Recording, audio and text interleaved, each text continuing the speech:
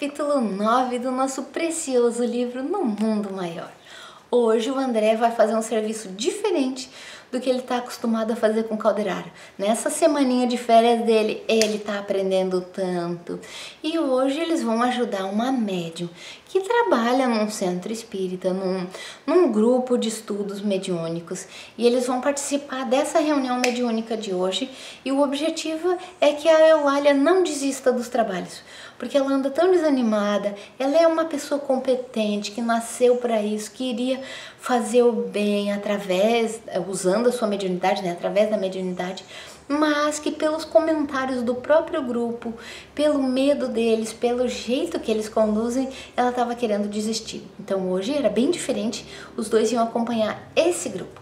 E enquanto estava se dirigindo para lá, para participar do grupo e observar o caso da Eulália, o André aproveitou para fazer as perguntas tradicionais para o Calderaro. A primeira coisa que ele perguntou: "O Calderaro, ontem eu fiquei tão impressionado com o caso do Marcelo, que ele ficou tão assim condicionado, à espiritualidade. Será que a mediunidade não é a mesma coisa? Será que não acontece isso com o médium? Que daí ao sentir ali um tipo de energia, ao ver um tipo de cena, será que ele não se condiciona e não busca informação dele mesmo, que é o animismo?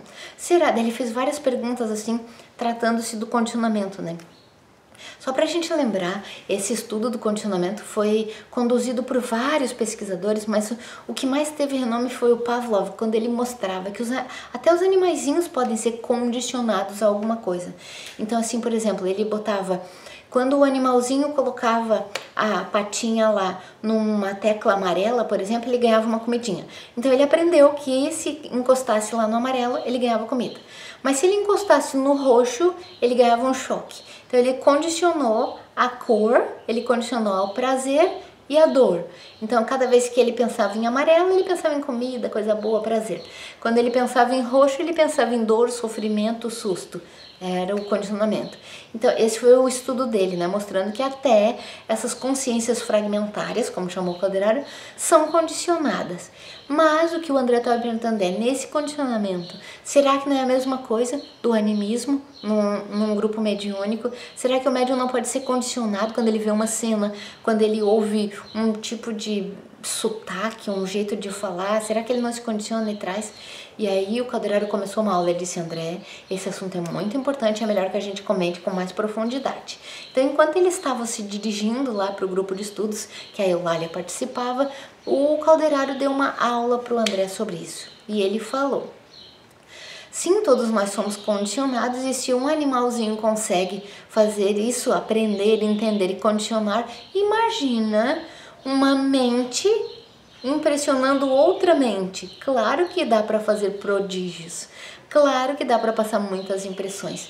E aí ele começou do começo. Ele disse: o animismo foi estudado por muitos cientistas, é uma corrente de estudos, ela é séria, não é brincadeira, mas ultimamente tem atrapalhado muito. Imagina, há tantos anos atrás, o livro é de 47. Imagina que naquela época estava trabalhando, imagina hoje. As pessoas têm muito medo de estarem praticando o animismo, de serem elas mesmas, estarem falando em vez de um espírito, de não dar voz ao espírito e estar passando uma informação que é sua própria. Então dá muito medo nos grupos espíritas e acaba fazendo as pessoas desistirem. Calderaro disse para o André que isso era muito ruim, porque o estudo foi criado para inibir os abusos, A pessoa imaginava uma coisa e dizia: eu sonhei, ou ficava inventando coisa, fantasia. Então veio para isso, mas acabou agora se tornando uma coisa ruim. Todo mundo pensa que é animismo, ninguém mais quer trabalhar, ninguém mais quer se dispor.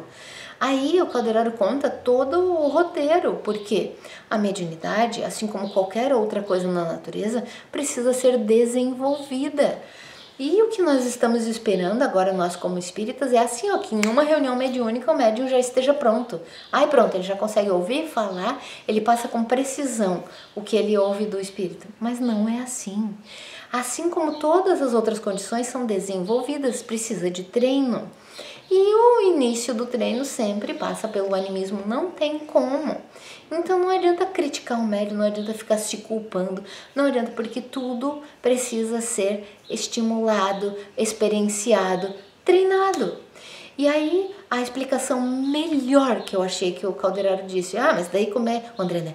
A André fazendo a pergunta, mas como é que daí o médium vai se preparar? Como é que é esse treino? Primeiro, participar das sessões e permitir o acesso, estar concentrado ali, cabeça ali, no roteiro espiritual, na vida espiritual, no momento ali de oração.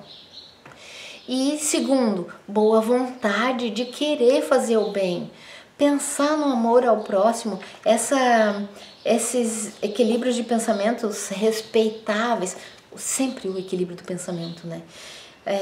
E o André coloca que é absolutamente importante a devotação, a felicidade ao próximo. Olha bem, porque se você não pensa no próximo, você não vai conseguir ser médium. Vai dizer, meu tempo que eu tô gastando aqui, que besteiragem é essa?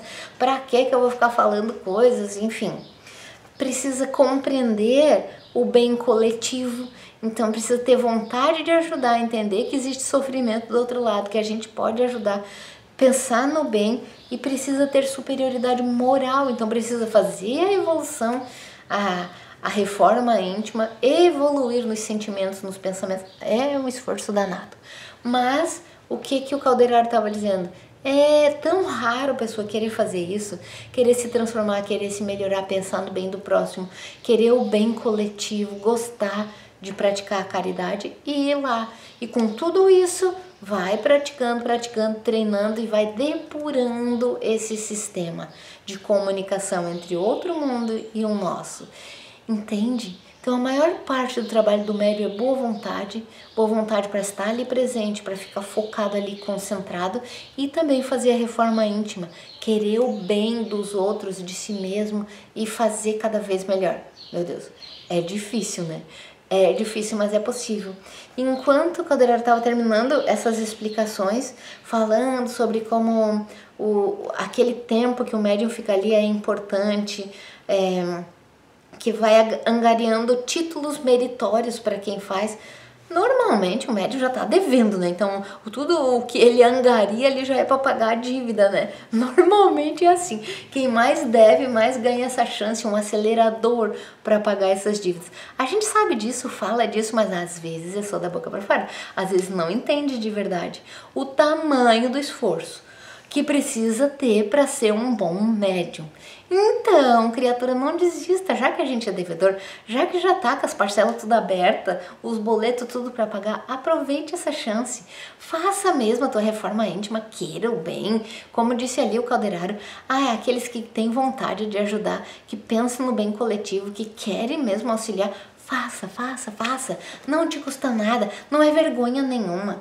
E ele ainda estava explicando muito bem ali que os grupos acabaram tornando o animismo uma coisa assim, que vergonha, não era um espírito, era a pessoa mesmo que estava falando, né? Enfim, se identificou com o quadro. Presta atenção, estamos todos em treinamento. É como se fosse escolinha de médium. E não é assim, mas já estou há tanto tempo aqui nesse grupo mediúnico, faz 8 meses que eu estou aqui. Meu Deus, para se desenvolver uma virtude, a gente leva quantas vidas?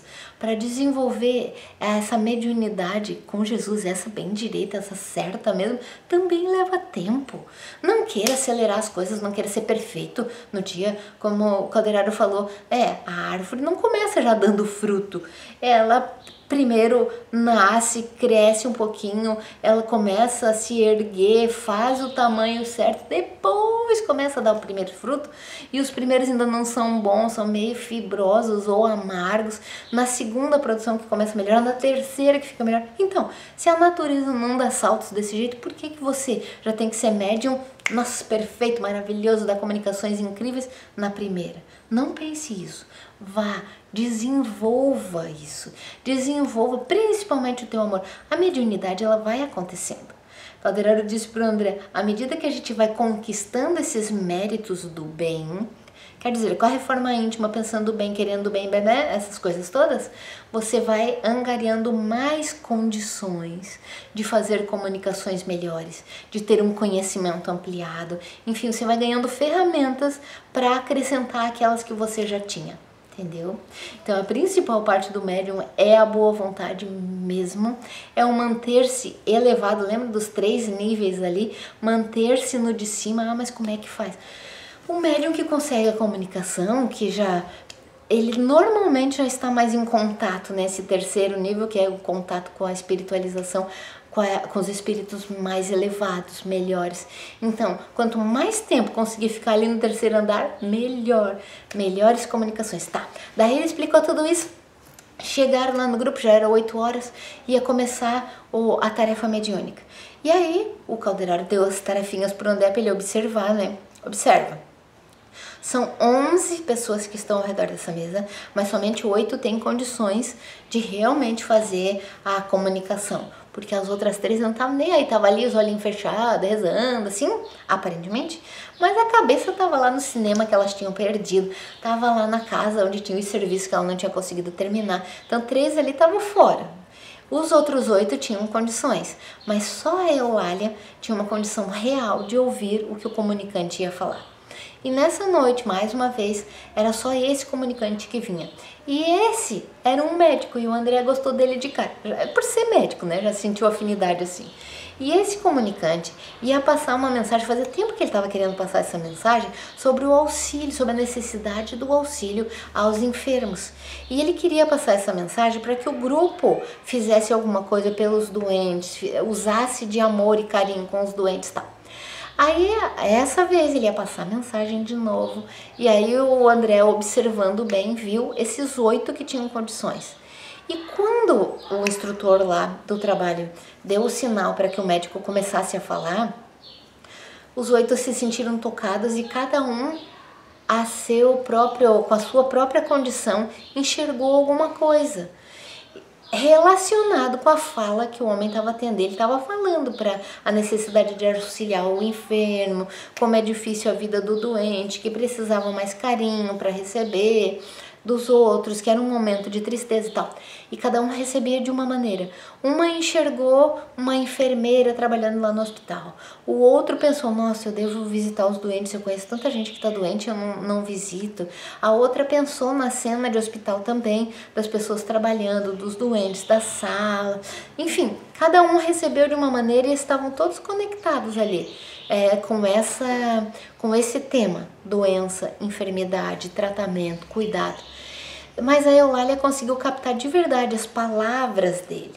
E ele reduziu o seu nível de fala para que ela entendesse, porque além de tudo, para comunicar, o médium encarnado tem que ter nos arquivos mentais aquilo que o espírito está passando para ele, senão não rende. Senão não consegue transmitir ali no papel. Aí o que aconteceu? Ele reduziu bem a sua fala para que ela entendesse e conseguisse colocar no papel. E conseguiu. E ele ficou bem feliz que depois de tanto tempo tinha conseguido passar a mensagem, e ela também ficou bem feliz por sentir afinidade com esse espírito, por ter conseguido colocar ali e tal. Acabou a mensagem que ela tinha escrito, acabou o grupo, no final eles foram fazer os comentários da mensagem. Ai, desgraça de novo. Aí, aquilo que o médico tinha falado para o André, quando eles chegaram, o André e o Calderaro chegaram, eles tinham sido apresentados ali para o rapaz que ia falar, né, para o médico que ia falar, e o Calderaro tinha perguntado para ele, você já conseguiu passar a mensagem? Ele tinha dito, não, ainda não. Sempre aquele problema de animismo. Mas aí ela não está preparada? Daí ele disse, eu acho que hoje tá, ela sempre é disposta, mas muitas vezes não dá certo, até agora não consegui. Daí nesse momento ali ele estava feliz, ele tinha conseguido, a Eulália tinha passado, estava todo mundo feliz. E aí quando o grupo começou a comentar sobre a mensagem recebida, tudo de novo. Começaram a dizer, não, mas se fosse médico mesmo, porque ele assinou, para dar veracidade na mensagem, ele assinou, doutor fulano de tal. Daí o grupo começou assim, não, se fosse médico mesmo, não tinha falado com essas palavras. Não, se fosse, não. Ele ia usar a terminologia técnica, ele ia usar, médico fala diferente, não é assim. Não, isso aí não parece verdade. Cada um dava a sua opinião espinhosa, e o que aconteceu? A Eulália ia recebendo aquilo com amargura e começou a pensar de novo, o que eu tô fazendo aqui? Acho que eu vou deixar o grupo, isso não é pra mim.